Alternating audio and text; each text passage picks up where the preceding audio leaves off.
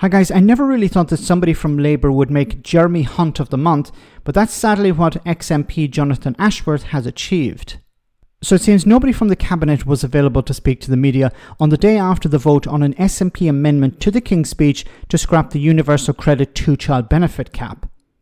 And while you would expect somebody from Labour to come out with a line of something to the extent, look, we haven't had it costed, but we will look into doing something about it in the budget, Ashford instead took a pretty nasty swipe not just at Labour MPs who rebelled, but anyone who voted for it. Have a listen.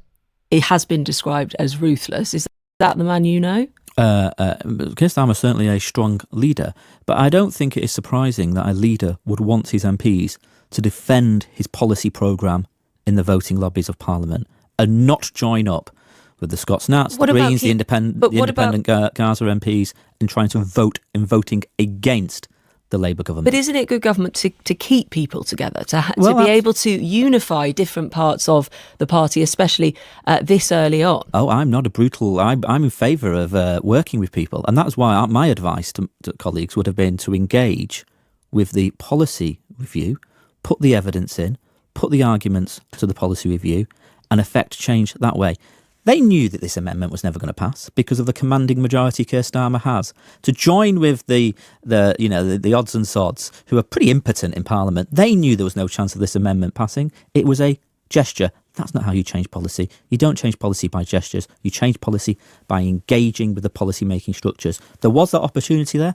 I don't know if it'll still be there now. Now they are not members of the Parliamentary Labour Party or they've had the whip suspended. But the way to bring about change on this issue is to engage properly with that policy review. But you also have plurality. And I suppose the message is that if you vote against the government, you lose the whip. You are elected as a Labour MP and therefore it's expected that you defend the position of the Labour Party in the voting lobbies. But you also know politics well enough to know that some will have said this morning already that it's quite a change in how to do it.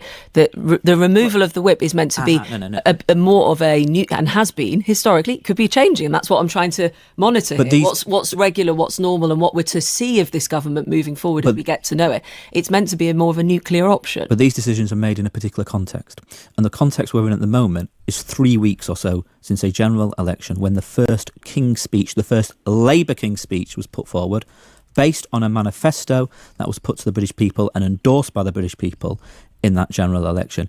And to not defend the King's Speech in the voting lobbies, the first Labour King's Speech for 14 years, is why this decision has been taken. Whipping decisions are taken in the context, and that is the context of this whipping decision. Why was this guy put forward? He lost his seat at the last election. Could they not find a Labour MP to defend this? Could they not find a cabinet minister to defend this? Instead, they sent Jonathan Ashworth, who isn't even an MP. Now, of course, he was insulting to the members of the Labour Party who eventually lost the whip. But it was extremely insulting to the other parties who supported this amendment. Of course, he was going to insult the Scottish National Party, that goes without saying. But do you know who also supported this amendment? The SDLP. The SDLP is Labour's sister party in Northern Ireland.